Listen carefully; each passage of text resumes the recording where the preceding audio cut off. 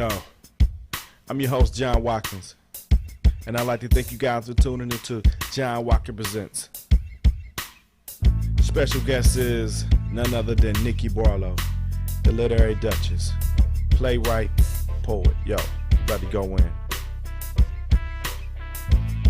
Shout out to our sponsors of the program tonight, Gold Brick Company. And you can find them on the web at www.goldbrickcompany. One word. What up, Mr. Hayes? It's time to start the show. Let's go. It's a play called Deceptions of the Heart. Okay, I heard about it. It's going to be known as Deception from here on out.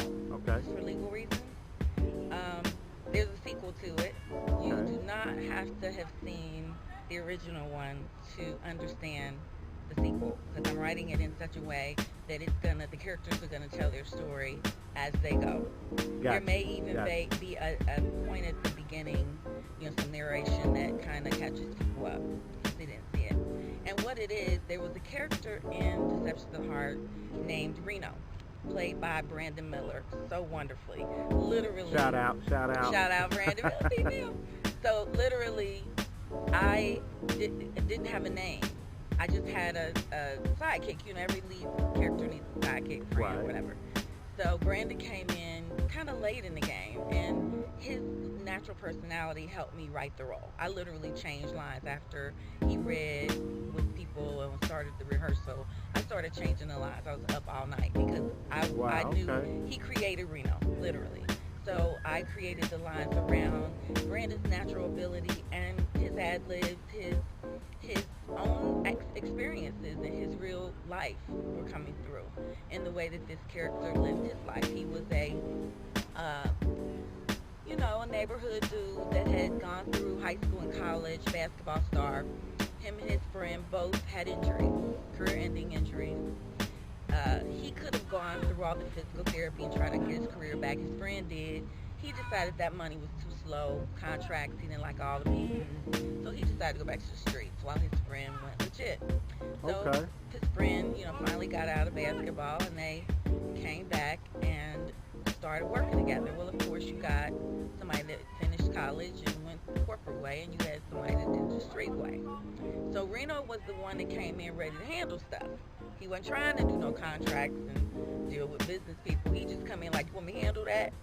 Okay. And that was Reno. So he came in and flipped out so quickly. Everybody's like, who is that guy? I said, okay, I'm going to tell his story. So he made a real lasting impression on you and the cast. Yes, he did. So I created a story to tell his story. Okay. Who he is, where he came from, why he's who he is. And I don't want to say too much more than that to give away anything. But this one is called The Other Side of the Game, Reno's Story. Well, this has been John Watkins Presents, and we'll be right back in a moment. Stay tuned. You're watching John Watkins Presents. Like Reno's, for instance, the stage was very high and the lights were very bright. You can't see anybody.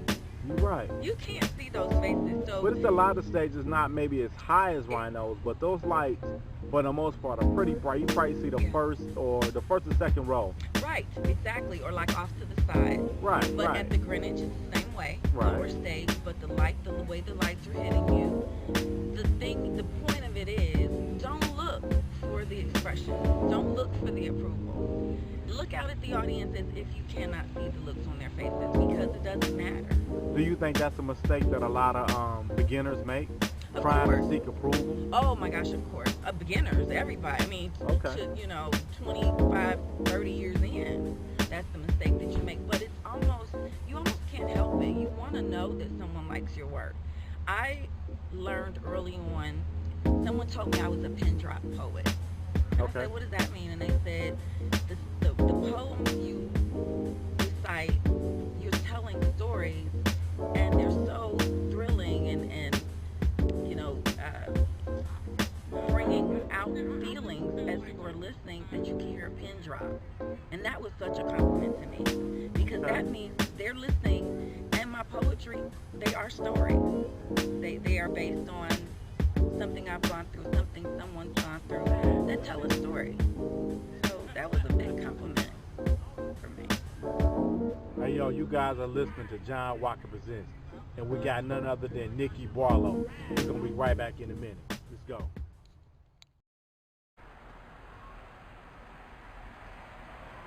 You're watching John Watkins Presents.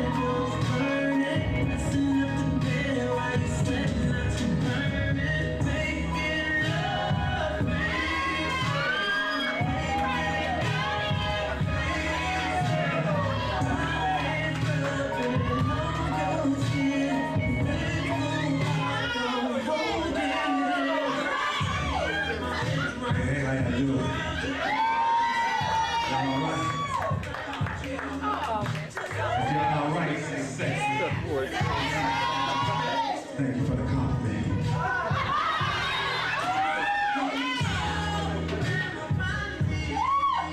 DJ Superstar. He doing it. Samina, she speaks. She doing it. And my boy Freddie Cameras came a long way from the feelings. Give it to him.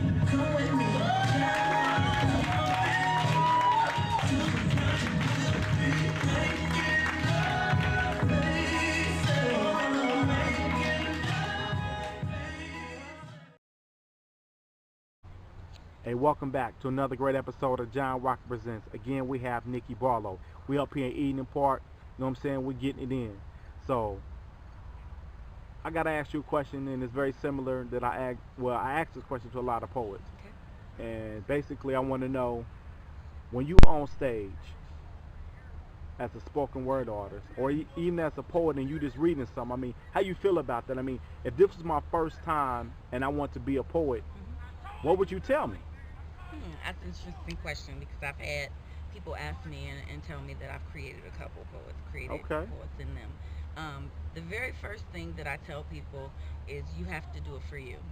If you are writing for the audience, you are not going to be as comfortable.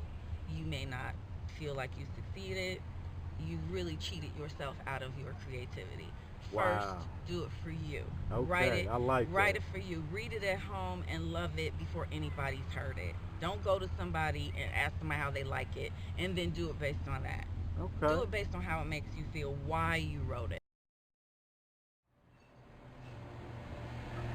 You're watching John Watkins Presents.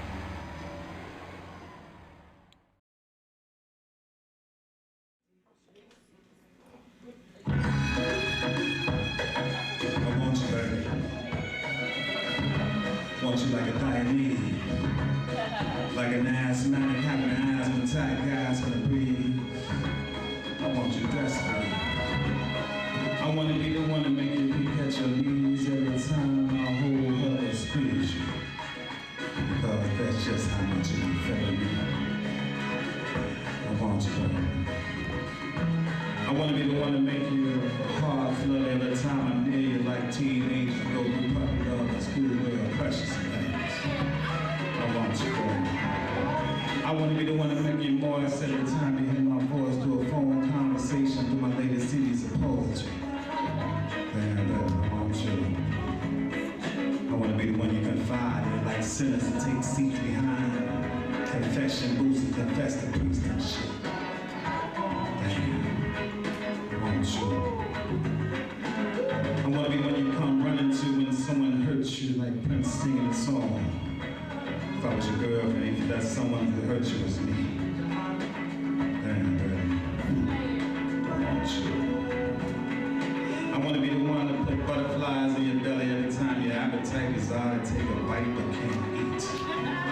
Because that's just how much you are in love with me. I want to be insomnia till you're asleep.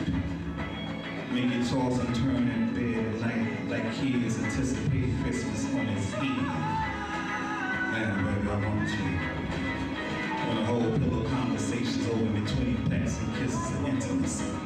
Shed tears and laugh and cry together like the old Jays did in the old days, and then we make love like distant lovers and ladies. Man, baby, I want you. I want to be the one to put the hex on the sex and make you love me for life and shit. Be your sweetest hangover that you ever had before. The best two scoops of in the morning you're woke up to. I want you. I want to be the one you breathe for every time I have to leave. Or even take my love out just to put you in another position, because that's just how much you need missing me. I want you. I want to be the one to put miles and miles of smiles on your face every time you daydream about last night's sweaty sex scenes we engaged in. I want you. I want to be the one to pull the sun down from the sky when you're feeling gloomy, bright, baby. Be your best kept secret to a spicy and successful relationship with things. I want you. I want to be the one to make you ecstatic, frantic, and ladylike when you first receive your income tax check. You can't wait to spend time with me. Man, baby. I want you. I want you to walk like a fetish that you have for shoes, clothes, and shopping sprees and shit.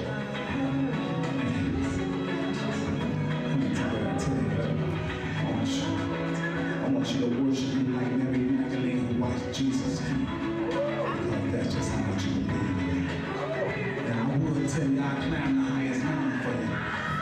I gotta think about heights, baby. I would tell you I swim the 7 seas, but shit, baby, I'll be mine. I can't swim. I need to tell you I take a bullet for you, but shit, I'm afraid of dying. What I'm really trying to say is what Marvin Gaye is saying in the back of my mind. I want you to want me the way I want you. Give it to him, DJ Superstar.